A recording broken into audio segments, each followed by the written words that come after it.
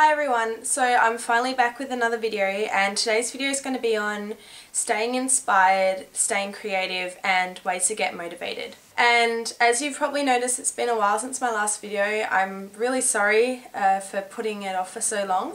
The reason why I put it off is because more so than any other time since I've started my channel, I went through just a really motivational drought. I found it really hard to stay focused on the things that are really my passions, things that I'm really passionate about, all the creative things I do, and the longer it kind of dragged on, the worse it got, and I just stopped doing videos. And yeah, I mean, I know it hasn't been a crazy amount of time, but for me it's felt like quite a while.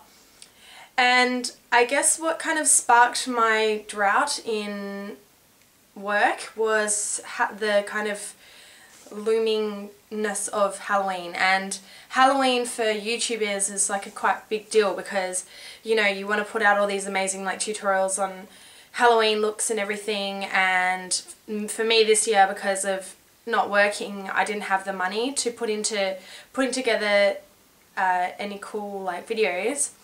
And because of that, I guess I got really put off making videos because I felt like I'd be disappointing you guys or something, and I just didn't have the money to put into doing the kind of ideas that I really wanted to do. I wasn't even going to bother celebrating Halloween this year at all because I'm the kind of person that goes all out or nothing.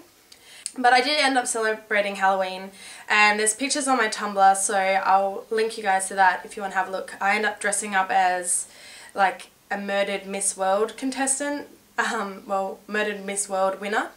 And I did make a video on it and put it on YouTube, but I had to delete it because of copyright. I had the whole song Miss World playing in it, and because I'm a partner I wasn't allowed to have it in there.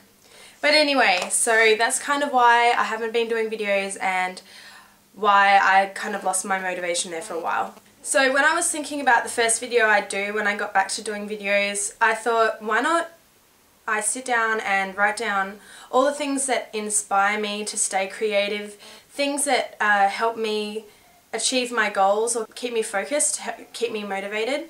Because no matter what you're going through, whether you are studying at school or university, or you're working on some massive project, or you're trying to be self-employed, or whatever you're doing, I think that this video could relate to everybody, because everyone has moments where they lose their motivation and they lose sight of their goals, and sometimes it can be really hard to get back to that. Most of the advice that I've got is either things that I've gone through myself, or I've read a lot of books and things about staying motivated. Yeah, I'll just get straight into it. So I guess the first thing that you should do when you're trying to get motivated and inspired and everything is to have a look at your work environment. I think it's really important to have a healthy work environment, something that's really clean and colourful and full of things that you love and things that inspire you to do what you do. So I thought I'd show you my work environment. I live in a really small studio, so there's only so much kind of room I have to do things in, but I'll just show you where I do my work. Okay, so this is my work area, and it's not as tidy as it usually is, but hopefully give you some ideas. Basically, in all of these drawers, I keep everything to do with my work, my cameras and notes and stationery, notepads, everything through there. My typewriter is here, covered in crap, but usually if I'm having a little drought of ideas, I might just have a little go on my keyboard and write some ideas out. Sewing machine over there. These should probably not be here, but I DIY'd these shoes the other day with pom-poms. Up here is something that I really want you guys to take note of, is my inspiration board. I might have brought this up in a video before, but the inspiration board is basically covered in pictures that inspire me, obviously, whether it be a person or a designer or makeup, or I've got some quotes on there, I've got people's business cards on there, things I need to remember. So the inspiration board is fantastic for keeping your ideas flowing. Then I've just got an ice cream cone. There's my degree, my MacBook, sorry, calendar, and then I got my little Blythe doll which I just got, which is really cute. And yeah, and then I've got patterns to make clothes for the Blythe doll. And then up here I've got a monthly planner, and this is really great to have an overview of your entire month, so you can kind of have ideas and plan them all out and look to the month ahead and see what you need to do.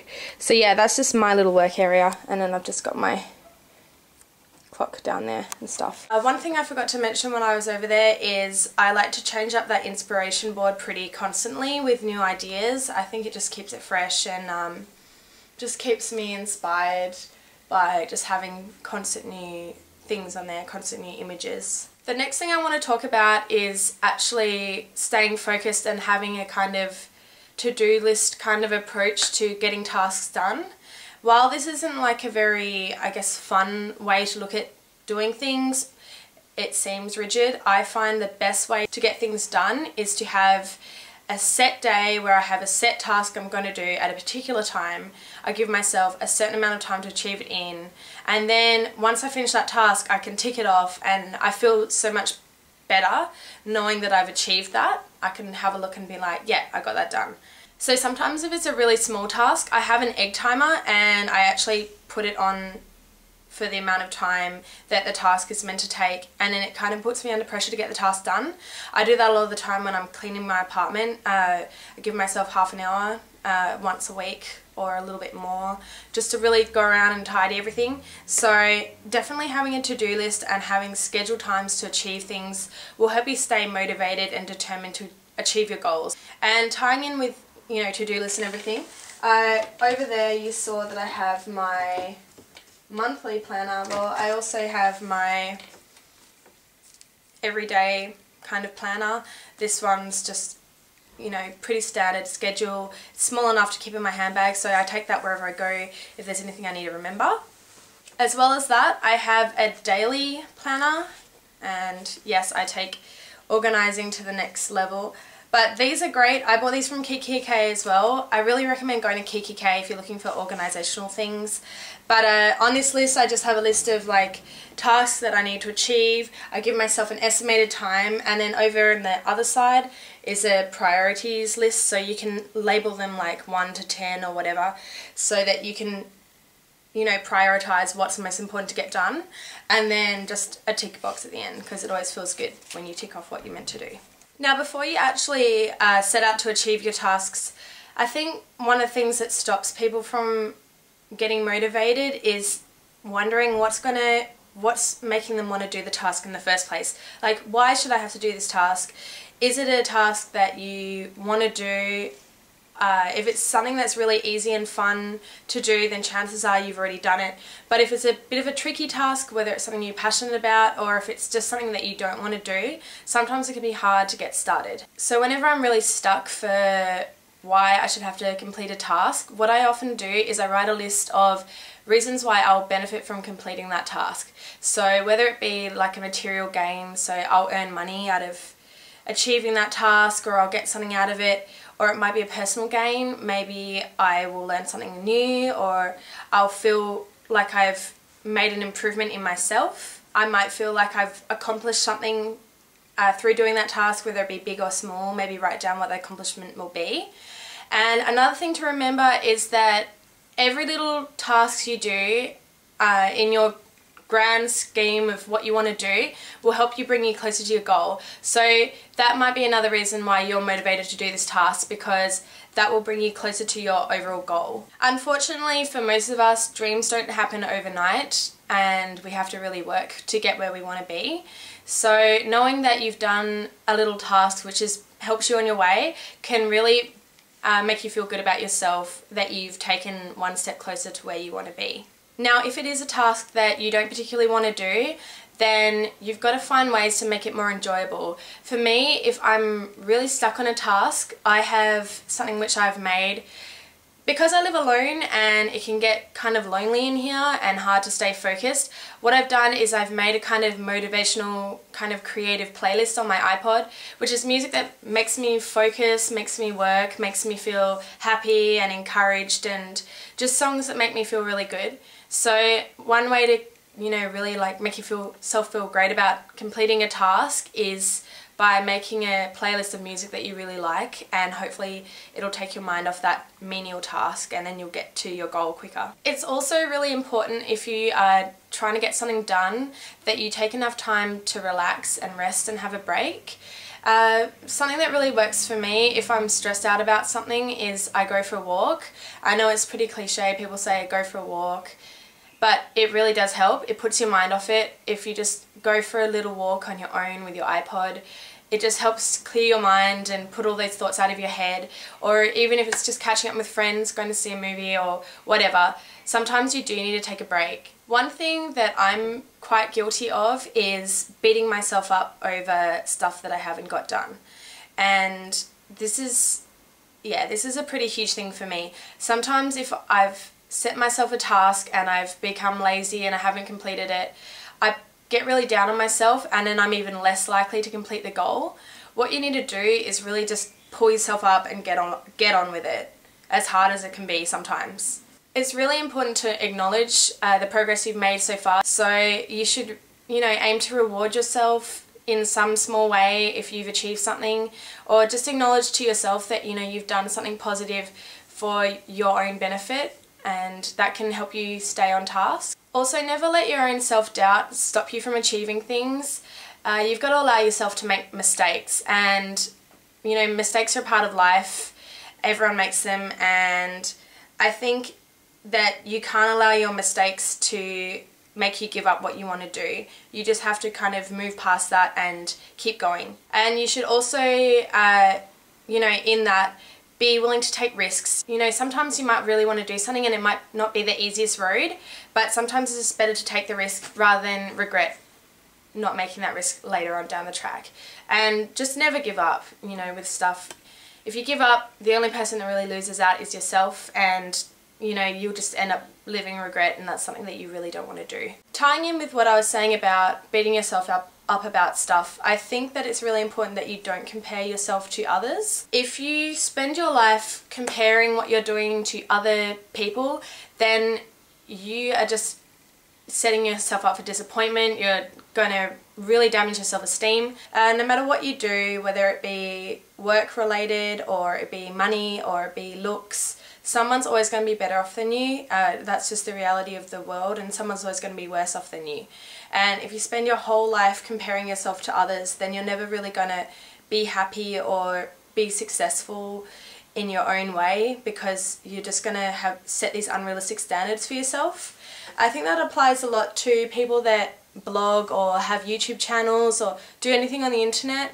It's really easy to look at someone else and what they're doing and think, you know, what they're doing is better than me, or they have more subscribers than me, or they have more whatever it is. And since I started this channel, I've kind of told myself, you know, I'm pretty alternative with what I do, so I'm not expecting myself to be, you know, Top Gun in this, but I kind of set goals for myself. And the reason that I started this channel and the reason that I do anything online is because this is what I'm passionate about, this is what I want to do, and I'm really happy that people follow me, but I'd probably do it regardless because it's what I love. So when it comes to, you know, setting goals for yourself, just try to beat yourself rather than compare yourself to other people. When you achieve things for yourself and you set goals for yourself and you make them, then you feel great, no matter what other people are doing.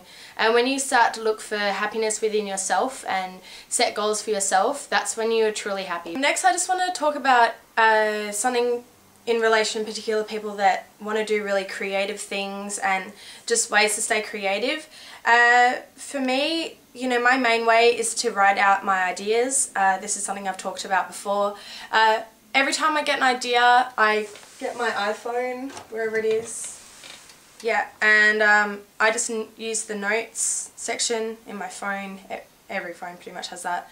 So when you're on the go and you're thinking, wow, you know, that would be a really great blog entry, or wow, you know, that would be really great to add to my project or whatever, write down your idea so you don't forget. And, you know, things like that. If you see someone on the street that might be wearing something really interesting, or, you know, you see a particular colour combination of like anything, just write it down, and then, you know, that will really help you stay focused and stuff. I also have a few books to show you, which I'm going to go into a little bit after this point.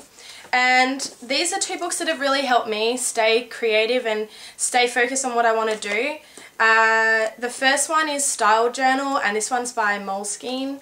And this book is like, anyone that's interested in fashion or style or anything, this is like your Bible, seriously. It has sections like wardrobe organizer, where you can write down everything's in your wardrobe so you can work out what's missing, what you want to sell, what you want to keep, whatever. There's also a section for outfits where you can, you know, plan full outfits or items for your wardrobe. Looks, so again, events, like particular fashion events you might be wanting to go to, or openings, and wish lists, useful addresses. Then kind of in this back section you get a whole thing full of stickers, and you can label them yourself and you can decide what you want these sections to be. So I've got one that's my budget, so I keep that there, which is like my budget related to fashion things. I keep a section for websites. If I find an inspirational website, I write that down. Obviously for me, YouTube, I have a section on YouTube where, you know, I write down ideas that I get. My icons is just like people that have inspired me in any way. I write down their name and then I might research into that. Tying into that, one way to really stay creative is, or to, you know, get your ideas flowing again, is to study something in detail. So whether it be like an era of fashion, or it might be a particular person, a muse, a subject, whatever. If you look into that person, you study every aspect, it might really help to get your ideas running again. Then I've got a section in the back where I just put like pictures and clippings and stuff. There's so much more to it, but definitely check out the Style Journal. That book is like amazing to me. Another book that I really like and I've been wanting to talk to you guys about forever is something that I picked up on Etsy. I'm pretty sure they're a very small company and they make this book called Fashionary. And Fashionary is perfect for if you're a fashion designer or even if you just have ideas. And basically I just map out in here like outfits that I'm wanting to plan and do, and I'm not an amazing drawer, but what they do is they give you like little dotted sketches of people so you can just have it all neat in there, and yeah, it's just fabulous. Like, it's really great for planning outfits, and I'm constantly like drawing in here, putting ideas in here. Like, I put a lot of colour and stuff into mine. I also do like full pages if I'm going through like a phase. I'll do like a full page of ideas of outfits I could kind of do in that style. But I'll bring this book back later. Also, like for me, a new thing which has really been inspirational for me has been Tumblr. Mind you, you know, a lot of stuff on Tumblr is regurgitated and it's like Tumblr trends or whatever, but Tumblr is really great for finding photos that you won't find anywhere else, whether it be like of people that you admire or like fashion, makeup pictures. I find it's really great for makeup photos. So if you don't have a Tumblr account, get one, even if it's just to follow other people's blogs, because that's been really great for me for getting new ideas flowing. And yeah, I'm pretty addicted to my Tumblr now, so yeah, I'll give you the link to mine after, but I really recommend if you do something creative to have a Tumblr. It's also great if you are like a photographer or whatever and you want to have your portfolio on some kind of site. A Tumblr is really great because people can reblog your photo and put it on all different websites, and it can really help to get your name out there. The last point that I have for you guys before I show you just a couple of books I have is what makes you happy. I think that for you to achieve tasks or goals and stay motivated, you have to work out the thing that makes you really happy, and it should be some kind of task that you can complete and you know that you'll complete because you love it so much. So I sat down and I'm like, okay, what makes me happiest? And it sounds probably pretty superficial to everybody, but the thing that makes me probably the most happiest in the world is planning an outfit. And that sounds silly, but I love, when I plan my outfits, I plan them to every little detail. I like every detail being planned. So I start off with the iPhone idea. I write down ideas for my outfit. So I'll use the example of what I'm planning right now.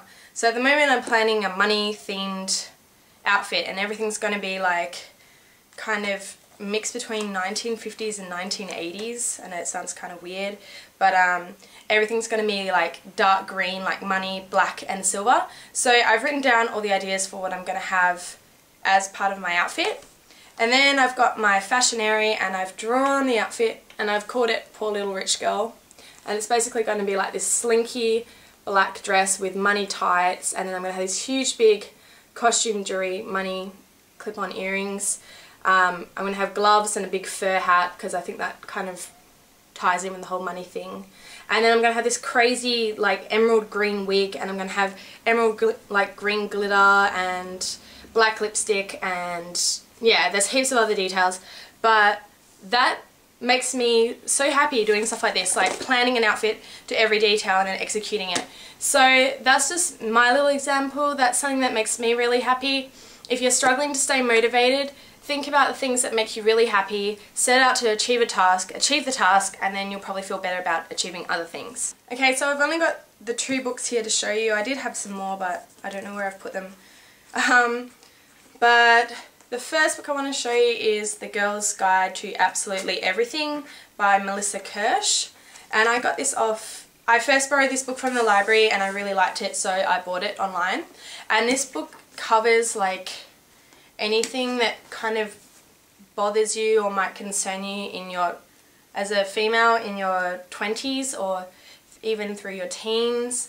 It's really useful for young women. It was great for me when I moved and lived on my own.